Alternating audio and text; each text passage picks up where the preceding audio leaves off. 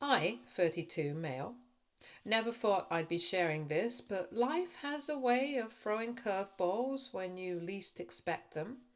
5 years ago, my world shattered when my fiancée Ellie cheated on me with my own cousin, Owen, the day before our wedding. The betrayal cut deep. Not just because of what they did, but because Owen had always been the golden child of our extended family. Someone who could do no wrong in everyone's eyes. Owen and I were close, or so I thought. He was the charismatic one, the achiever, the one who made our grandparents beam with pride. I admired him, looked up to him even. When he stood beside me as my best man during the wedding rehearsal, I remember thinking how lucky I was to have such a supportive family.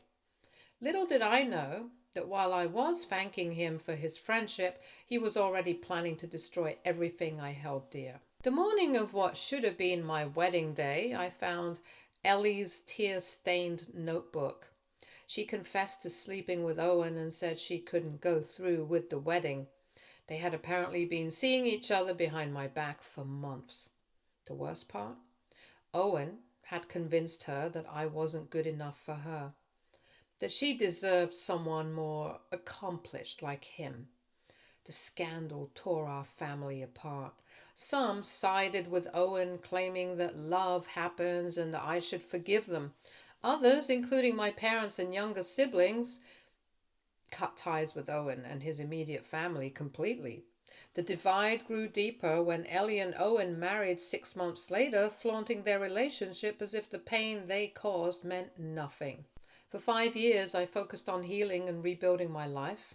I moved to a different city, started a successful business, and eventually met Rebecca. She was different from Ellie in every way, genuine, loyal, and understanding of my past trauma. When we decided to get married, I wanted a small, intimate ceremony with just our closest friends and immediate family. That's when my aunt and uncle, Owen's parents, approached me with what seemed like an olive branch.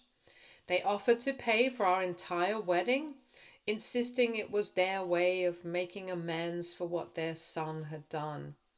I was skeptical at first, but they appeared genuinely remorseful. My parents advised against accepting their offer, but Rebecca thought it might be a good way to heal old wounds. The wedding planning began and everything seemed perfect. My aunt took charge of most arrangements, always consulting us about our preferences. She even suggested holding the ceremony at their beautiful countryside estate, which had been in our family for generations. The gesture felt meaningful, like a true attempt at reconciliation. What I didn't know was that behind all these generous offers and seemingly thoughtful gestures, a different plan was unfolding. My aunt and uncle weren't trying to make amends. They were orchestrating an elaborate scheme to reintegrate Owen back into the family. They saw my wedding as the perfect opportunity to present their son as a changed man, complete with his picture-perfect family. I might have never discovered their true intentions if it weren't for my cousin Emma, who overheard a late-night conversation between my aunt and Owen's wife, Ellie. They were discussing how this would be the perfect chance for Owen to apologize publicly, to show everyone how he'd grown and learned from his mistakes. Ellie was excited about the prospect of finally being accepted back into the family fold, especially now that they had 2 children. The realization that my aunt and uncle were using my wedding as a stage for their son's redemption arc made me physically ill. 5 years of therapy, of learning to trust again, and they thought they could just orchestrate this twisted family reunion at my expense. But before I could confront them or change any plans, fate had other ideas. What happened next was something I never could have orchestrated, proving that sometimes karma works in mysterious ways. This was just the beginning of a series of events that would expose the true nature of their intentions and show me who my real family was all along. Update 1. The events that unfolded next still feel surreal even as I write this. After discovering my aunt and uncle's true intentions, I was torn between confronting them and cancelling the wedding altogether. Rebecca, my voice of reason through all of this, suggested we wait and see how things played out. She had a feeling that their plan would backfire spectacularly, and boy, was she right. The wedding day arrived and everything seemed picture perfect on the surface. The countryside estate was decorated beautifully with fairy lights strung through the ancient oak trees and white roses everywhere. The guest list had somehow grown considerably larger than we'd initially planned, but I was too preoccupied with my own happiness to notice the additional faces. What my aunt and uncle didn't account for was that news travels fast in small towns, and most of our guests knew exactly what had happened 5 years ago. They also didn't realize that Rebecca's family, particularly her three older brothers, were extremely protective of her, and by extension, me. They had heard the full story of my past and had their own opinions about family members who betrayed their own. The ceremony was scheduled for 4 p.m., but around 3:30 there was a commotion at the estate's main entrance. Owen, Ellie, and their two children had arrived, dressed to the nines and carrying gift bags. My aunt rushed to greet them wearing a smile that could only be described as triumphant. She clearly thought her master plan was working perfectly. What happened next was like watching dominoes fall in slow motion. First, Rebecca's oldest brother, Marcus, who was helping with parking arrangements, spotted them. He immediately alerted his siblings and several other guests. Word spread through the gathering crowd like wildfire. Before Owen and his family could even reach the garden where the ceremony was to take place, they were surrounded by a wall of disapproving faces. My college friend, Mike, who had been there to pick up the pieces after my first wedding disaster, stepped forward first. Without raising his voice or causing a scene, he simply asked Owen, "Did you receive an invitation?" The question hung in the air like a heavy cloud. Ellie clutched Owen's arm tighter while my aunt rushed to intervene, claiming she had invited them. That's when Rebecca's middle brother, Anthony, a usually quiet accountant, spoke up. He calmly pointed out that as the ones paying for the wedding, they might have the right to contribute to the guest list, but they had no right to invite people who had been explicitly excluded by the bride and groom. The murmurs of agreement from the crowd grew louder. My aunt tried to salvage the situation, launching into a prepared speech about family reconciliation and second chances. But her words fell flat as more guests began sharing their own stories about how Owen and Ellie's actions had affected not just me, but our entire community. One of my mother's friends recalled how Ellie had continued to show up at community events with Owen, flaunting their relationship while I was still struggling to piece my life back together. The most powerful moment came when my grandmother, who had remained neutral during the initial fallout, slowly made her way through the crowds. She looked at Owen, her favorite grandchild, and simply said she was disappointed. Not in what he had done years ago, but in his decision to show up today knowing it would cause pain. The weight of her words seemed to physically affect Owen, who had always valued her approval above all else. Ellie, who had been clutching her designer handbag like a shield, finally broke under the pressure of collective disapproval. In an attempt to defend their presence, she blurted out that they had every right to be there, since Owen's parents were paying for everything. This admission only served to expose the manipulative nature of my aunt and uncle's generous offer. The situation reached its breaking point when Rebecca's younger brother, a professional event planner, stepped forward with an alternative solution. He announced that he and his siblings had already prepared a backup venue, a beautiful lakeside restaurant where Rebecca and I had our first date, just in case something like this happened. The gesture brought tears to my eyes, showing me what true family support looked like. What happened next was a testament to the strength of real relationships. Without any drama or confrontation, our true friends and family simply began moving towards their cars, ready to follow us to the new venue. No shouting, no accusations, just a quiet, dignified exodus that spoke volumes about where loyalties truly lay. As we left the estate, I caught a glimpse of my aunt and uncle standing with Owen and Ellie, their perfect plan in shambles around them.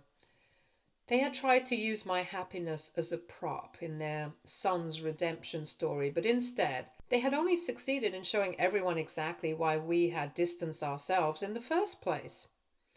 The wedding that followed at the lakeside restaurant was everything Rebecca and I had originally wanted. Intimate, joyful, and surrounded by people who genuinely cared about our happiness. Sometimes the best revenge isn't confrontation or anger, but simply moving forward with people who respect and value you. Update 2. It's been 3 weeks since our wedding day, and the aftermath has been both enlightening and vindicating. The events that followed our departure from the estate reveal just how deep the web of manipulation ran, and how my aunt and uncle's plans had been years in the making. After we left for the lakeside venue, chaos erupted at the estate. Several guests who had remained behind later told me that my aunt had a complete meltdown. She began revealing details of their elaborate scheme, perhaps thinking she could still salvage the situation by explaining their good intentions. What she actually did was expose just how calculated their actions had been. It turned out that they had been planning this reconciliation for over a year. They had specifically chosen our wedding as the perfect opportunity because they knew many extended family members who had cut ties with Owen would attend. They had even hired a professional photographer to capture what they hoped would be a touching moment of family reunion, planning to use those photos to showcase their son's redemption on social media. The most shocking revelation came from Emma, who shared more details about conversations she had overheard. My aunt and uncle had actually been making monthly deposits into a separate account for 2 years, preparing for the possibility of funding someone's wedding just to create this opportunity. They had initially approached my cousin Lisa when she got engaged, but she had declined their offer. When they heard about my engagement to Rebecca, they saw it as divine intervention. What better story than the betrayed cousin welcoming back his betrayer? Ellie's role in all of this became clearer too. She had been actively participating in the planning, seeing it as her chance to finally be accepted by the family members who had shunned her. She had even prepared a speech about growth and forgiveness, which she had planned to deliver during the reception. The fact that she thought this would be appropriate showed just how disconnected they all were from reality. The aftermath affected Owen more than anyone expected. Several guests reported seeing him argue with Ellie in the estate's parking lot after everyone left. Apparently, he had been hesitant about the whole plan, but Ellie and his parents had convinced him it would work. The public rejection, especially his grandmother's disappointment, seemed to finally make him realize the true consequences of his actions. My aunt and uncle's reputation in the family suffered irreparable damage. Their manipulation wasn't just about Owen anymore. They had tried to use my wedding, my happiness, and my healing process as tools for their own agenda. Even family members who had previously maintained relationships with them began to distance themselves, disgusted by the calculated nature of their scheme. The story spread through our extended family network and reaching relatives who hadn't attended the wedding. Surprisingly, many of Owen's defenders from 5 years ago reached out to apologize, saying they finally understood the full scope of the betrayal. It wasn't just about the infidelity anymore, it was about the continued manipulation and disrespect for boundaries. Rebecca's family's support during this time was incredible. Her brother's foresight in arranging a backup venue had saved our wedding day, but their support didn't stop there. They helped us document everything that had happened, including the financial aspect, to protect us from any potential claims my aunt and uncle might make about the wedding expenses they had covered. The most unexpected development came from my grandmother. After years of trying to maintain a relationship with all her grandchildren, she finally took a firm stance.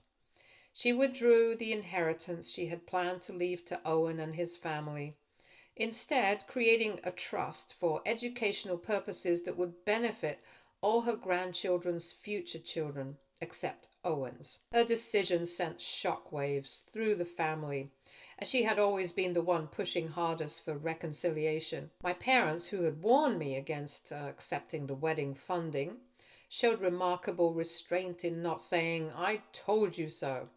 Instead, they focused on helping us move forward. They offered to help cover any outstanding wedding expenses, but Rebecca's family had already taken care of everything. The solidarity between our families strengthened our belief that we had built something genuine and valuable, despite the attempts to taint it. Professional photographs from our lakeside wedding arrived last week, and they captured something my aunt and uncle's planned photo op never could have. Genuine joy and love, surrounded by people who truly cared about us. One photo in particular stands out, a candid shot of Rebecca and me laughing with our families during the impromptu reception, completely unfazed by the earlier drama. It's a testament to how far I've come from that devastating day 5 years ago. The incident has sparked numerous conversations within our extended family about boundaries, respect, and the true meaning of family. Many realize that blind forgiveness and forced reconciliation often do more harm than good, and the genuine relationships need to be built on trust and respect, not orchestrated moments of false redemption. The aftermath of our wedding also affected my aunt and uncle's professional lives in ways they hadn't anticipated. My uncle, a respected member of the local business community, faced uncomfortable questions at his social club. Several long-time business associates who had attended the wedding as family friends began distancing themselves from joint ventures. Their concern wasn't just about the wedding incident, but about the pattern of manipulation it revealed. As one former partner reportedly said, "If he could orchestrate something this elaborate to manipulate his own nephew's wedding, what else might he be capable of?" The situation grew more complex when Ellie's parents finally broke their years-long silence about the original affair. They reached out to me through Rebecca's family, expressing their deep shame about their daughter's actions, both past and present. They shared how they had opposed her marriage to Owen, seeing it as built on betrayal, but had been essentially strong-armed into supporting it by my aunt and uncle's social and financial influence. Their confession added another layer to the pattern of manipulation that had surrounded Owen and Ellie's relationship from the start. Perhaps the most unexpected development came from our wedding vendors.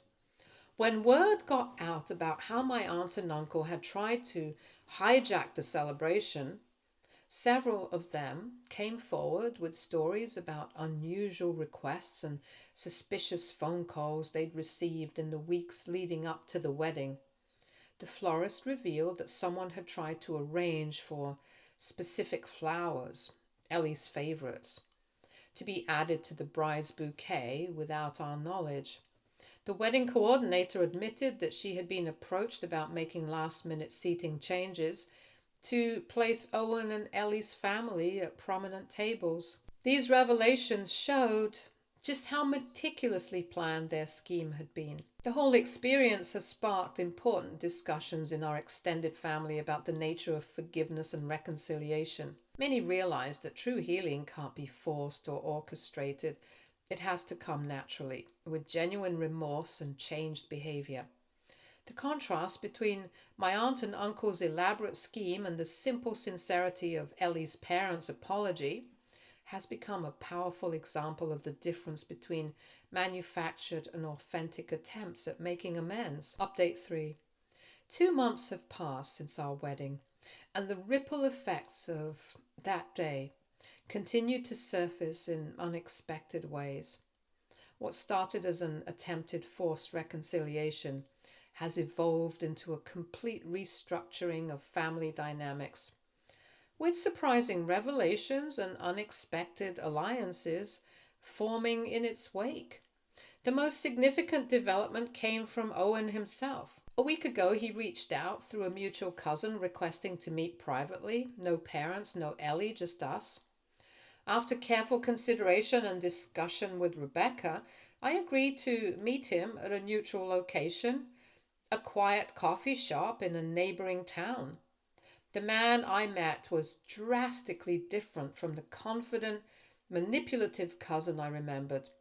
Owen arrived alone, looking tired and genuinely remorseful. He revealed that the wedding incident had forced him to confront the reality of his actions and their long-lasting impact. The public rejection had been a wake-up call, showing him how his parents' constant enabling had prevented him from facing the consequences of his actions. During our conversations, Owen shared that his marriage to Ellie was falling apart. The failed wedding plan had exposed cracks in their relationship that had been there all along. Ellie had been pushing for the reconciliation attempt, hoping to regain her social standing in the community. When it backfired, she blamed Owen for not being convincing enough in his reformed persona. More surprisingly, Owen admitted that he had been living a carefully curated lie for the past 5 years. His seemingly perfect life, the successful career, the happy marriage, the beautiful children, was largely a facade maintained by his parents' financial support and constant intervention. The wedding incident had finally made him realize how artificial his entire life had become. The fallout affected my aunt and uncle's standing in the community. Beyond just family circles, their social circle, once extensive and influential, began to crumble as people learned about their manipulation. Several of their closest friends who had attended our wedding stopped associating with them, disturbed by their willingness to use their nephew's wedding for their own agenda. Rebecca's family, particularly her brothers, received unexpected recognition for their handling of the situation. Their quick thinking and discreet execution of the venue change became a talked about example of how to handle family drama with grace. Several local wedding planners even reached out to Rebecca's youngest brother, impressed by his crisis management skills. The most healing aspect of the aftermath has been the strengthening of relationships with family members who chose to stand with us. Cousins who had remained distant after the first wedding disaster have become regular parts of our lives, creating a support system based on mutual respect and genuine care. Our Sunday family dinners have grown larger, filled with laughter and actual honest conversations about feelings and boundaries. My grandmother's decision about the inheritance continued to have widespread effects. Other elderly relatives began reviewing their own estate plans, some making similar changes to reflect their values about family loyalty and respect. The message was clear. Actions have consequences. Even within family structures that had traditionally prioritized maintaining appearances over addressing wrongdoing, Ellie attempted to do damage control through social media, posting long explanations about misunderstandings and family healing, but her efforts only highlighted her inability to acknowledge the harm she had caused. Her posts were met with silence from family members and eventually disappeared as she made her accounts private. The most recent development came yesterday, when Owen informed the family that he was seeking therapy and considering separation from Ellie. His parents' response was telling. they immediately tried to intervene with offers of marriage counseling and financial support. This time, however, Owen declined their help, stating he needed to handle his problems on his own for once. Rebecca and I have found peace in how everything unfolded. While we never wanted drama at our wedding, the event served to clarify who truly deserved a place in our lives. We've started building our own traditions, creating celebrations that focus on genuine connections rather than obligatory family ties. Looking back, what my aunt and uncle intended as a grand gesture of reconciliation instead became a powerful lesson about authenticity and respect. Their carefully orchestrated plan to rehabilitate their son's image failed because it was built on manipulation rather than genuine remorse and growth. In contrast, our hastily relocated wedding succeeded because it was surrounded by real love and support.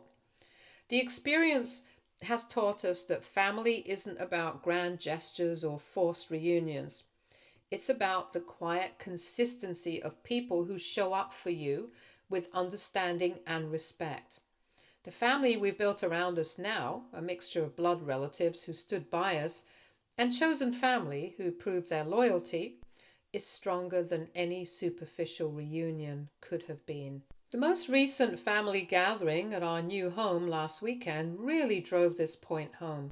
As we sat in our backyard surrounded by people who had chosen to be there, the conversation turned to how different things might have been if my aunt and uncle's plan had succeeded. One of Rebecca's brothers pointed out that their scheme, failing so publicly, had actually given everyone permission to stop pretending, to stop maintaining toxic relationships just for the sake of family harmony. My parents, who had been carrying the weight of the family division for years, seem lighter now. They no longer feel obligated to play peacemaker or maintain uncomfortable relationships for the sake of extended family unity. Mom mentioned that she finally felt free to take down the old family photos that included Owen and Ellie, replacing them with new memories we've created. The professional wedding photos have become somewhat famous in our social circle. Not for capturing any drama, but for showing what real celebration looks like. The joy in those impromptu moments at the lakeside venue is palpable. One photo in particular, of all our guests spontaneously forming a dance line on the restaurant's deck, has become symbolic of how sometimes the best moments come from unexpected changes. In an ironic twist, our wedding story has actually brought about the kind of healing my aunt and uncle claimed they wanted, just not in the way they intended. Instead of forcing a superficial reconciliation, it allowed people to be honest about their feelings and choose their relationships intentionally. The family that emerged from this experience is smaller but more genuine, bound together by choice rather than obligation. Rebecca and I have decided to use our experience to help others. We're working with her event planner brother to create a guide for couples dealing with complex family dynamics during wedding planning. The key message is about maintaining boundaries and staying true to your own values, even when faced with pressure from family members. Owen's journey towards independence continues to unfold. He's moved out of the house he shared with Ellie and declined his parents' offer to stay at their guest house. Instead, he's renting a small apartment and for the first time in his life, learning to handle his responsibilities without his parents' intervention. While we're not ready for a relationship with him, we respect his efforts to change and grow on his own terms. Ellie, meanwhile, has been telling a different version of events to anyone who will listen, painting herself as the victim of a family that refuses to forgive. Her narrative has found little traction, though, as the wedding day events had too many witnesses to be rewritten. Her attempts to maintain social connections in our community have largely failed, and there are rumors that she's considering moving to another city. My aunt and uncle have retreated from family gatherings, claiming they need time to process everything. The irony of them needing space after trying to force their way into our celebration isn't lost on anyone. Their absence has actually allowed real healing to begin among the rest of the family. Looking towards the future, Rebecca and I feel stronger for having weathered this storm together. We're expecting our first child next spring, and the experience has helped us clarify exactly what kind of family environment we want to create. We're committed to teaching our child about genuine relationships, honest communication, and the courage to maintain boundaries, lessons that came at a high price but proved invaluable. The thank you cards we sent out for our wedding included a note that took on special meaning. Thank you for showing us that true family is built on respect, love, and choice. Your presence made our celebration perfect, not despite the unexpected changes, but because of how we weathered them together. As we close this chapter of our lives, we're grateful for the clarity it brought. Sometimes it takes a dramatic attempt at forced reconciliation to show you who your real family is. And it's not always who you share DNA with, but who shows up for you with honest hearts and genuine support. Our story continues to remind us that while we can't choose all of our relatives, we can choose how we handle their actions and who we allow to be part of our journey. In the end, the family we've built is stronger than any carefully orchestrated reunion could ever be, because it's built on truth, respect, and authentic connections rather than manipulation and forced forgiveness. Edit. As we approach the 3-month mark since our wedding, new understandings continue to emerge. One significant development involves Owen's children. Through family channels, we learned that he's been having difficult but necessary conversations with his young kids about integrity and accountability. He's made the conscious decision not to shield them from his past mistakes, age appropriately explaining why some family members aren't in their lives. This approach, so different from his parents' pattern of denial and manipulation, suggests that perhaps real change is possible. The ripple effects have reached even distant family members. Cousins from across the country have started sharing their own stories of experiencing manipulation from my aunt and uncle over the years. One cousin revealed how they had tried to orchestrate her choice of college to keep her close to Owen when he was struggling with his first year of university. Another shared how they had attempted to pressure him into offering Owen a job at his startup, using family loyalty as leverage. These stories created a pattern that stretched back decades, showing how their enabling behavior had affected more than just our immediate family circle. Rebecca's influence on how I view family dynamics has been transformative. Her background in child development has helped us understand how patterns of manipulation and enabling behavior can be passed down through generations. We've made a conscious decision to break these cycles, starting with how we plan to raise our own child. We're already discussing ways to foster genuine relationships and emotional honesty from the start. The community's response to our story has been overwhelming. Several couples planning their own weddings have reached out, sharing similar stories of family pressure and manipulation.